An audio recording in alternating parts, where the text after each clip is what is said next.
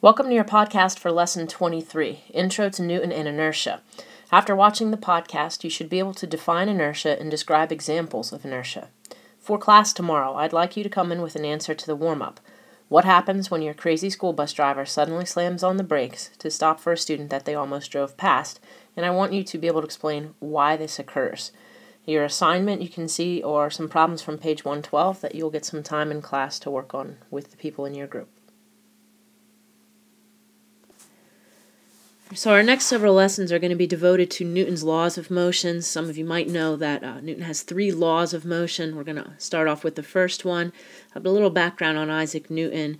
You can see that he was able to explain and mathematically show support for his laws of motion, and that's something that a lot of scientists prior to him, like Galileo Galilei, something that they couldn't necessarily do.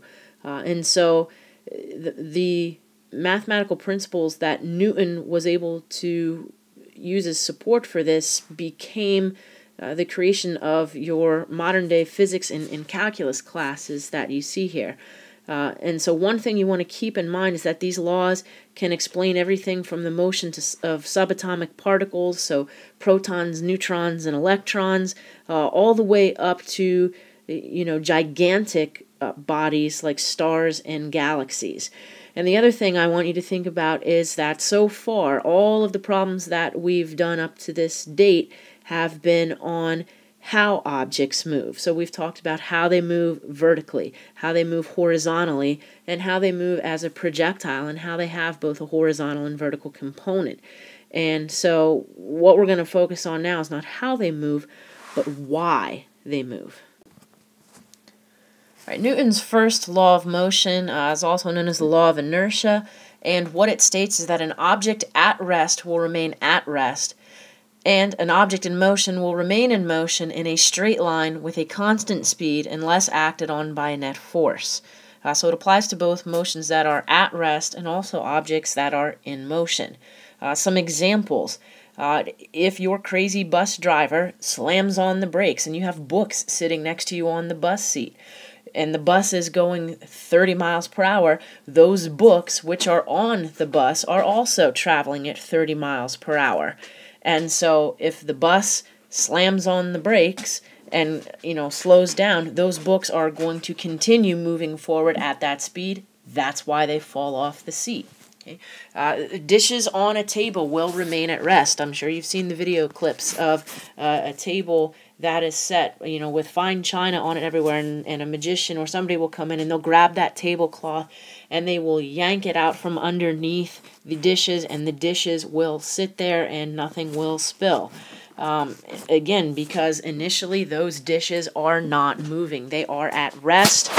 So until they're acted on by another force, they're going to remain at rest. The other example, your coffee mug spills in your car as you go around a sharp turn at a constant speed. All right, so constant speed, remember we can still be accelerating if we are changing our direction. And so if I have a coffee mug without a lid on it and I start going around a corner, even if I'm maintaining my constant speed, and you've all probably seen this happen, you can picture the level of the liquid inside of that cup is going to look like it's slanting or tilting with the cup. It's not really slanting or tilting. What it's doing is it is wanting to stay in motion in that same path that it was moving at, so in that straight line, but now the car is turning. So it's going to appear as though the liquid is moving away from you, but in reality that liquid is just continuing to move at a straight line. Okay, so knowing what we know now about inertia, take a look at these 4 statements, and tomorrow in class when I pull this up, I want you to be able to tell me which of the following of these is false.